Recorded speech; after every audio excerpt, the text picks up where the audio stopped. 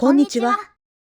前回の右辺地参照の話の続きなんだけど、ムーブを使えば無駄なコピーがなくなって、効率が良くなるのよね。そうね。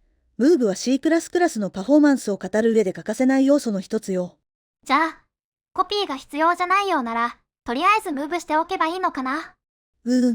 とはいえそう単純な話でもないの。そういった疑問も含め、右辺地参照を迷わず使うための知識を話しましょうか。まだ結構覚えることあるのね。これらの話を始める前に、前編で話したことをおさらいしておきましょうか。こんなことを学んだよね。そうね。前編の内容でもわからなかったら遠慮なく聞いてね。はい。よろしくお願いします。まずは、とりあえずムーブでよいかという疑問なんだけど、一つ演習をしてみましょうか。はい。ここに配列をメンバーに持つ、こんなクラスがあるとして、このクラス用の効率的なムーブコンストラクタを実装してみてくれる？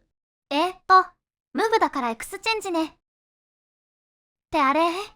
コンパイルエラー。あ、そうか。配列だからダメなのか。これはどうすればいいの？この場合、効率的にムーブする方法ってないのよ。でも確かにポイントと違って、所有権だけ移す方法って思いつかないね。ということは、他のインスタンスを引数に取るコンストラクタとしては、内容をコピーすることになるんだけど、その場合にはコピーコンストラクタを呼び出せば十分でしょう？だから、こういうクラスではムーブコンストラクタは実装しないことを、個人的にはお勧めするわ。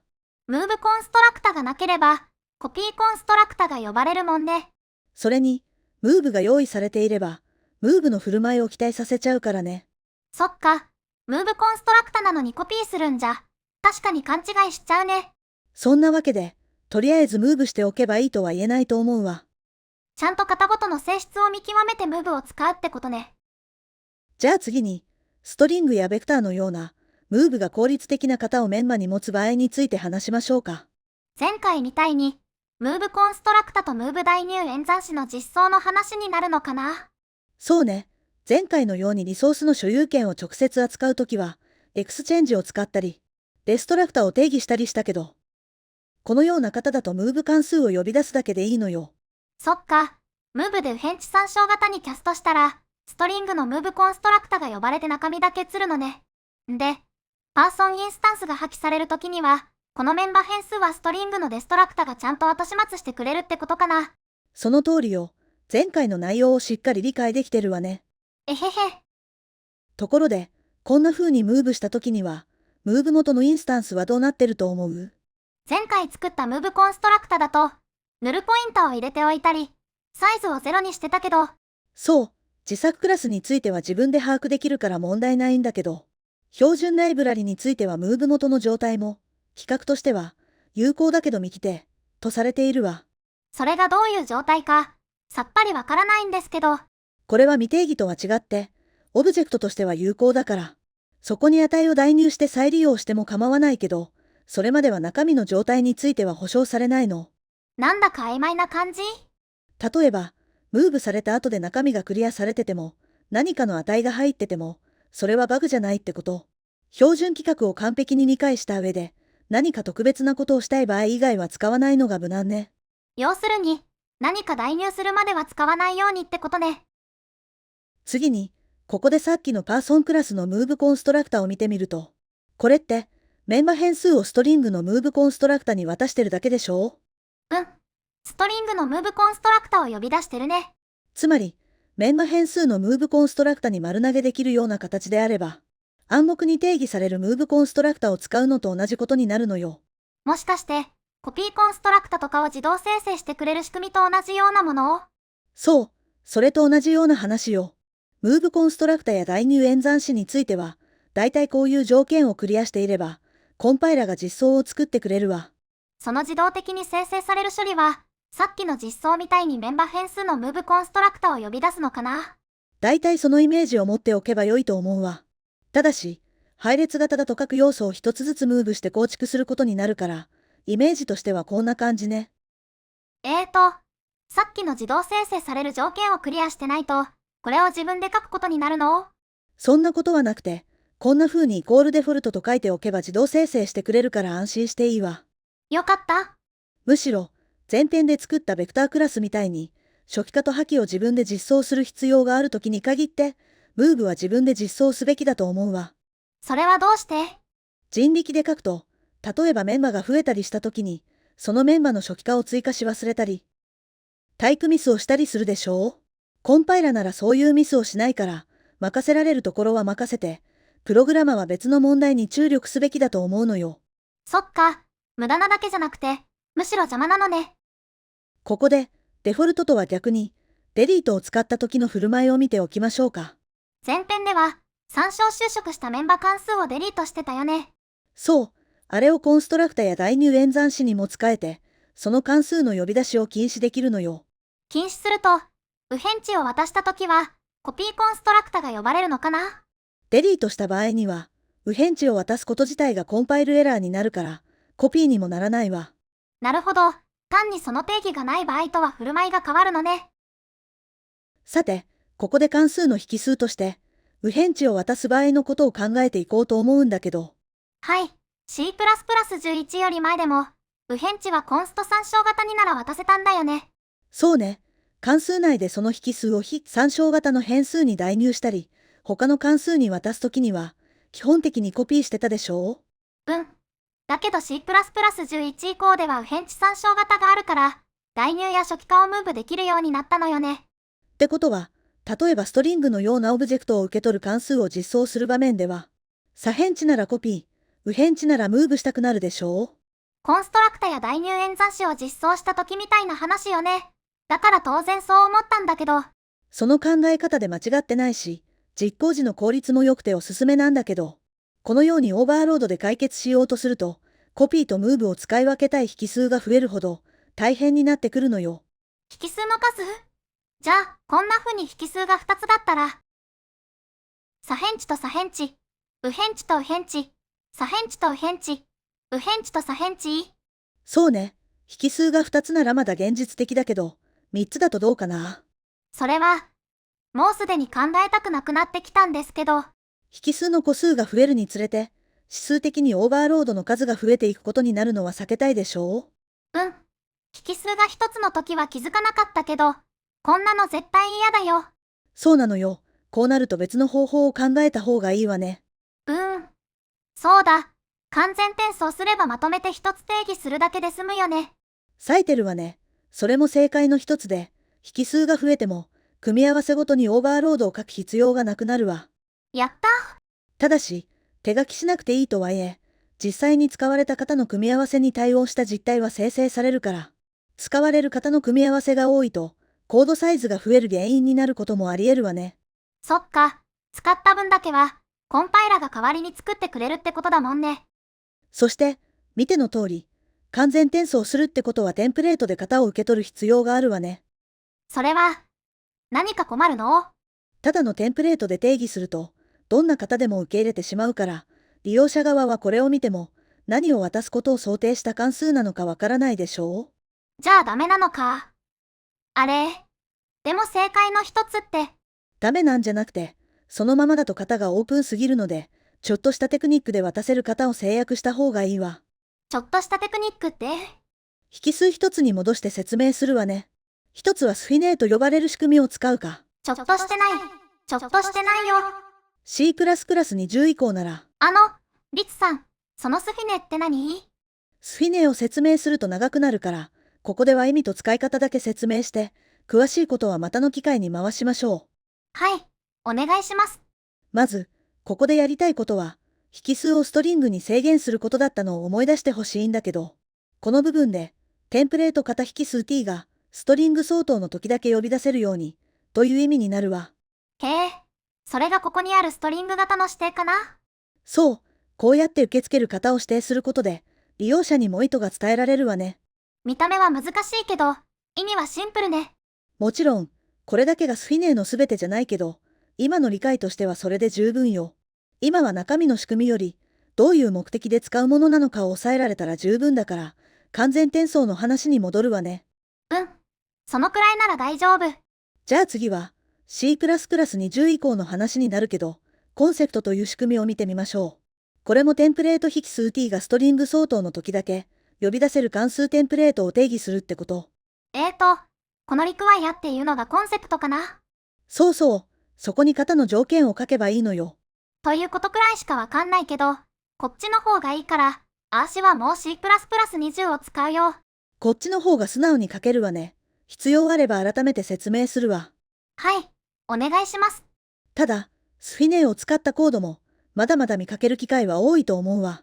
そっか、少なくとも、この関数はこの型を受け付けるんだって読めるようにはなっておかないとだね。さて、引数をコピーとムーブで切り替えられる渡し方としては、他にも値渡しを使う方法があって。値渡しって無駄なコピーが起こるから、使っちゃダメって聞いた覚えが。確かに C++11 より前では、こんな風に関数内でコピーすることになるから、値渡しは避けられることが多かったんだけど、今では受け取った引数をムーブできるでしょう？あ、そうか。引数をそのままムーブすれば、ここで無駄なコピーがなくなるね。呼び出し側では、コピーしたければ左辺値、ムーブしたければムーブを使う、というように選べるわ。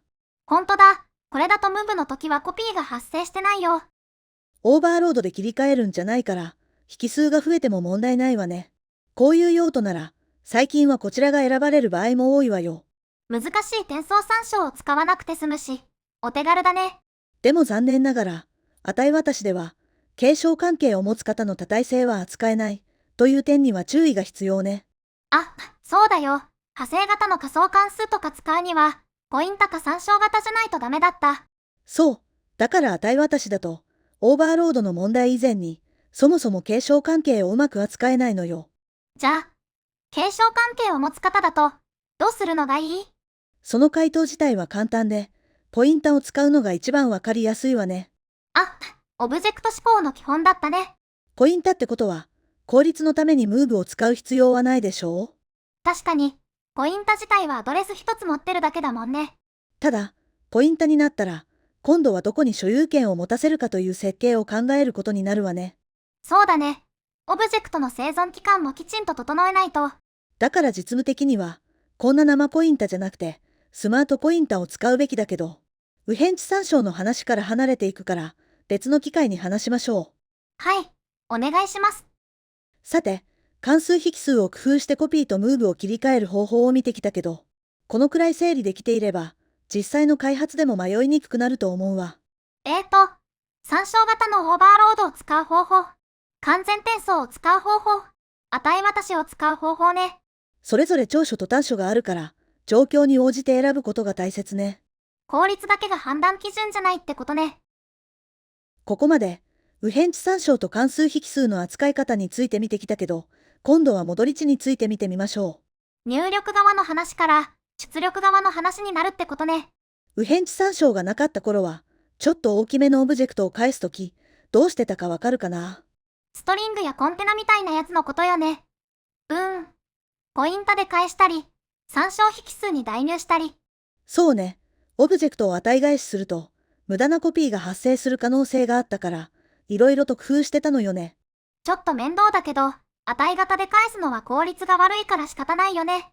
実はそうとも限らなくて、以前からコンパイラーは戻り値最適化という仕組みを使って、呼び出し側の変数に直接オブジェクトを構築するようなこともできたのよ。へえ、参照引数みたいな感じでコピーを減らすのを？仕組みについて話すと、アセンブリ言語的な話から始めることになるから、これはまたの機会にしましょう。わかった。けど、それだと変地参照とかいらなくない？そうでもなくて、順を追って話すけど、これは限定的な状況での最適化だから、これに頼り切ることはできなかったのよ。まずはリターン文で直接オブジェクトを作る場合、これが、戻り値最適化と呼ばれる最適化。次に、ローカル変数を返す場合にも最適化できるようになったのが、名前付き戻り値最適化と呼ばれる最適化よ。そして、分布先でのリターンや、その他の式を返す場合には、こういった最適化は効かないから、ムーブセマンティクスが使われるのよ。じゃあ、その最適化を聞かせられないときは、こうやってムーブを使って確実に無駄をなくすことができるのね。残念ながら、これだと問題があるのよ。え？こういったローカル変数は、関数呼び出しから戻ったら破棄されるでしょう？参照型を返すということは、そんな破棄済みのオブジェクトを参照するわけだから、無効な参照になるわね。あ、しまった。確かにダメだ。じゃあ戻り値の型は値型にするのね。その通り、あとはリターンの時のローカル変数は、ムーブ可能なオブジェクトなら、コンパイラがムーブとして扱ってくれるし、ムーブを使ってしまうと、最適化の適用外になるから、変数をそのまま返すことを習慣つけた方がいいと思うわ。普通に値型を返すコードに戻っちゃった。このままでよかったってことなのね。そうね。さらに C++17 では、オブジェクトを直接返すようなケースは、言語仕様として保証されるようになったから、最適化されるようにお祈りすることもなくなったわ。最適化できなかったとしても、ムーブできるのであれば、無駄なコピーが避けられるようになったということは分かったけど、じゃあ、戻り値の方には、もう右辺地参照って使わないの？そんなことはなくて、例えばムーブは右辺値参照を返すことで、評価した式の値カテゴリーを右辺値にしてるでしょう。値カテゴリーって何のこと？大雑把に言うと、式が左辺値なのか右辺値なのか、という分類のことよ。厳密に言えば、もう少し細かく分類されているんだけどね。あ、その区別のことか。じゃあ戻り値を右辺値として扱いたいときに、右辺値参照型を使うってことね。あとは、こういう右辺値参照修飾付きのメンバ関数で使うこともあるわ。あ、前回学んだやつだね。このオブジェクト自身が右辺値として呼び出された時用のメンバ関数だよね。そうね。さっきみたいにローカル変数を返すのと違って、メンバ変数への参照を返すのであれば、関数から戻っても、まだオブジェクトは生きているから、参照型で返しても問題ないのよ。そっか。このオブジェクトは、この変数の初期化がきちんと終わった後で破棄されるから、前回これを見た時は値型で返してたけど、どっちでも大丈夫なのね。そして、左辺値として使われた時と右辺値として使われた時で振る舞いを変えるには、こんな風に、参照修飾付きのメンバ関数のオーバーロードを定義する必要があるんだったわね。またオーバーロードだ。でも、引数の時みたいに指数的に増えることはなさそうだから、頑張る。面倒よね。でもこれって、よく見たら参照や CB 修飾を、戻り値の型にそのままつけてるだけだから。C++23 では、こういうのをひとまとめにできるように、推論リスト、フォワードライク関数テンプレートが導入されたのよ。これは、どういう風に使うの？まず推論リスから説明すると、オブジェクト自身の型をテンプレートで受け取れるようにする文法で、こうすることで、その CB 修飾や参照修飾込みの型を、型引数に押し込めて一本化できるのよ。この3種類をまとめられるのね。正確には、コンストやボラタイルといった CB 修飾と、左辺値、右辺値の参照修飾の組み合わせだから、8種類をまとめてるわね。アーシはやっぱり C++23 を使うことにするよ。んで、このフォワードライクにこのディスの型を渡すのね。そうすれば、引数の型を、ディスの型の参照や CB 修飾を合成した型にキャストしてくれるわ。ライクじゃないフォワードは、型引数の型にキャストしたけど、ライクの方は型引数から修飾だけ借りるのね。あとは、戻り値の型をデクルタイプオートにしておけば、ディスとして呼ばれた時の型に応じた型を返せるという仕組みね。このデクルタイプオートは、オートとはどう違うの？単なるオートだと、型の参照や CB 修飾を外して型推論するんだけど、デクルタイプオートだと、それらの修飾を保ったままの型として推論できるのよ。そういうことか。これでメンバ関数のオーバーロードをひとまとめにできるのね。さて、これで右辺値参照が導入されてから、関数の引数と戻り値について気をつけておくことは、だいたい説明し終わったかな。なんか、引数も戻り値も、値型でのやり取りが基本になってきた感じ？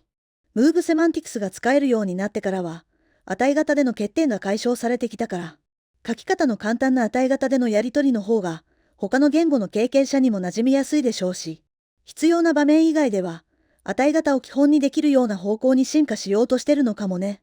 なるほど。その仕組みの裏側は難しいけどね。ムーブのおかげで、効率的にオブジェクトを扱えるようにはなったんだけど、例外が起きる可能性があると、ちょっと困ったことが起きるのよ。例外？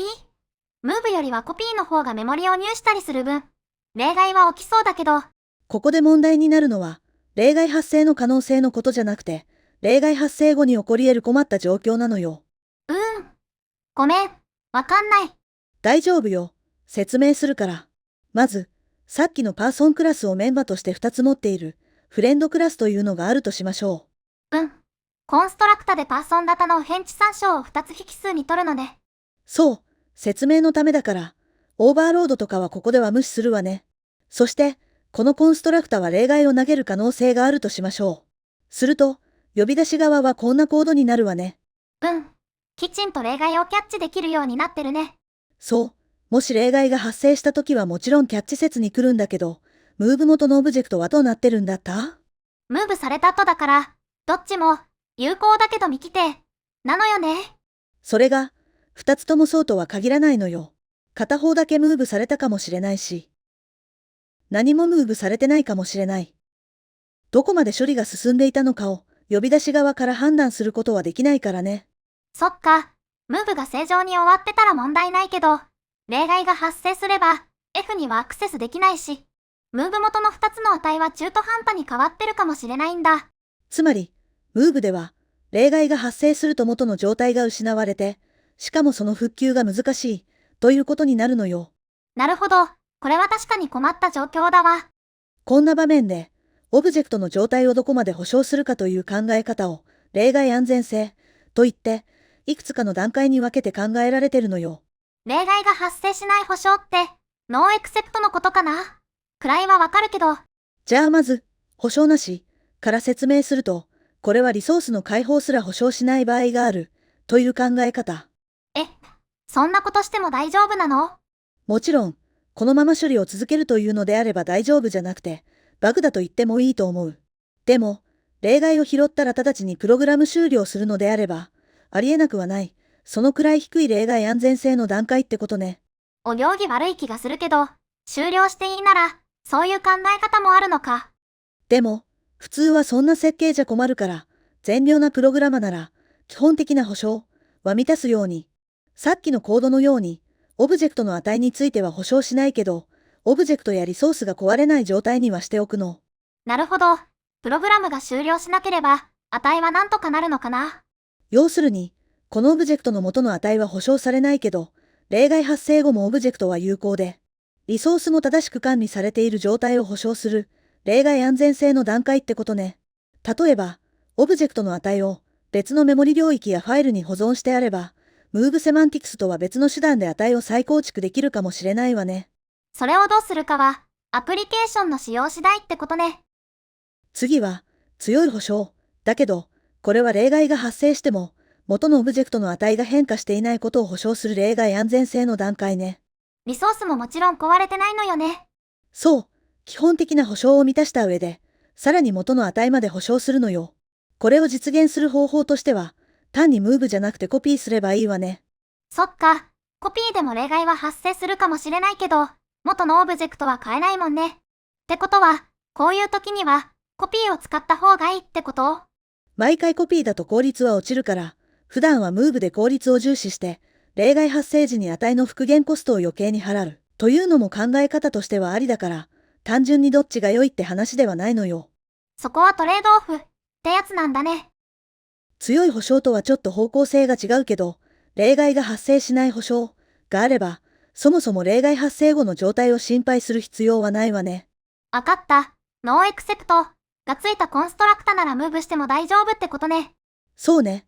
ただ知ってるとは思うけど、ノーエクセプトがついた関数から例外が投げられると、ターミネイトが呼ばれて、例外を捕まえることもできず、そのままプログラムが終了することになるので注意ね。今のこのコンストラクタにはノーエクセプトをつけてないから、強い保証にするにはコピーすることになるけど、このクラスのメンバ変数の型はストリングだけで、そのストリングのムーブコンストラクタにはノーエクセプトがついていて、このムーブコンストラクタも、ストリングのムーブコンストラクタを呼ぶだけだから、ノーエクセプトで問題ないわね。確かにムーブで例外が起きないなら、値が失われる困った状況も心配しなくていいよね。そういえば、さっきのイコールデフォルトの話だけど、ノーエクセプトもつけてくれるの？すべてのメンバ変数が、ノーエクセプトなムーブコンストラクタを持っていたりとか、こういった条件を満たしていれば、デフォルト実装でもノーエクセプトにしてくれるわ。ここまで考えられてるなら、アーシが手書きするよりも、コンパイラに任せた方がいいね。ここで一旦、例外安全性について段階ごとに整理すると、こんな感じになるわね。基本的な保証と、強い保証の違いは、例外発生後の値を保証するかどうかで、そこは設定での判断だったよね。そうね。基本的な保証を満たすだけでよければ、ムーブで事足りるんだけど、強い保証を満たしたければ、ムーブしても安全なのか、それともコピーした方が良いのかを判断する必要がある。ってことになったわね。さっきのパーソンクラスみたいにノーエクセプトをつけたら、ムーブしても安全だと分かったけど、テンプレートだったりしたら、どうするかわからなくない？そんな時に便利なのが MoveIf ノーエクセプトなのよ。へえ。名前からして、まさにこういう場面のために作られたって感じ。そうね。型 t の Move コンストラクタがノーエクセプトではなく、かつコピー可能ならコンストな左辺地参照。それ以外であれば、右辺地参照として返すから。それをそのまま他の関数に渡せば、強い例外安全性を保てる方が自動的に選ばれるということね。なるほど。強い保証が求められるときは、ただのムーブじゃなくて、こっちを使うのね。じゃあここで、具体例を見るために、ベクタの容量不足で、より大きなメモリ領域へ要素を移す時の処理を考えてみましょう。実際には似たような処理でリサイズってメンバ関数があるから、実務ではそちらを使うようにね。まず、リザーブについては例外を投げることもあるけど、この例外が起きてもウォルドベクにはまだ触れてないから、ここまでは強い保証を満たしてるね。新しいベクターに要素を次々に構築していってるけど、今パーソンのムーブコンストラクタはノーエクセプトにしたからムーブされるね。そうね。エンプレイスバックで例外が発生するとしたら、メモリの確保か要素の構築なんだけど、すでにリザーブ済みだからメモリの確保はもう発生しないし、ムーブコンストラクタもノーエクセプトなので、このループでは例外は発生しないわね。もし、パーソンにノーエクセプトがついてなければコピーになるけど、例外が発生してもコピー元のオブジェクトは変更してないから、どっちにしても強い保証は満たしていることになるのね。そして、ムーブを使っていて、型にノーエクセプトがついてなければ、ムーブ済みの元オブジェクトの値は保証されなくなるから、この処理では、例外安全性はワンランクダウンして、基本的な保証になるわね。コピーコンストラクタがない時もムーブになるのよね。そう、ムーブしかできない、ってことだからね。じゃあ、その場合にもワンランクダウンして、基本的な保証ってことね。ここまでのことを、表にまとめてみるとこんな感じになるわね。なるほど。こうやって例外安全性の保証を考えればいいのね。ここで一つ大事なことがわかると思うんだけど、ムーブコンストラクタを自分で定義したときに、ノーエクセプトを付け忘れたりすると、本来ムーブできる場面でも、安全のためにコピーが選ばれてしまうってこと。せっかくムーブが使えるんだったら、うっかり付け忘れたりしたらもったいないね。さて、これで右辺地参照とムーブセマンティクスについての説明は、一通り終わったかな。ありがとうございました。今回学んだのは、ムーブセマンティクスの注意点やデフォルト実装、関数の引数と戻り値、例外安全性の保証について、でした。ムーブセマンティクスは効率がいい、だけじゃなくて、気をつけないといけないこともあるんだね。そうね。だから、C++11 が出た当初は、右辺地参照の利用に慎重な人も多かった時期もあったみたいなんだけど、それから10年以上経って、関連するコア言語や標準ライブラリも充実してきたし、経験、知見も蓄積されてきて、ムーブセマンティクスがあることを前提に、設計されるようになってるわね。これで足も、今の C++ の理解を進められるよ。わからないことがあったら、また聞いてくれたらいいわ。じゃあ、今回はここで説明を終わりましょう。ご視聴ありがとうございました。ところで、さっき配列の要素を全部ムーブするとき、要素を一つずつムーブしてたけど、そういう処理をしたいときは、あんな風に書くか、ゴールップを使うことになるのかな。あれは、コンパイラが作ってくれるムーブコンストラクタのデフォルト実装の動きがわかりやすいかなと思っただけで、コンテナの要素をムーブしたいときなら、普通はアルゴリズムヘッダの方のムーブを使うわね。ムーブってキャストするだけじゃないの？右辺地参照にキャストするのとは別に、イテレータをこんな風に渡すムーブもあるのよ。なるほど。これで出力先にムーブしてくれるのね。あと、C++20 以降なら、レンジズ名前空間にもムーブがあって、これはイテレータじゃなくて、コンテナを直接渡せるわね。へえ。こっちの方が簡単そうね。レンジズ名前空間については、そのうち改めて説明した方がいいかもね。うん。ぜひお願いします。じゃあ、今日のところはこれで。お疲れ様でした。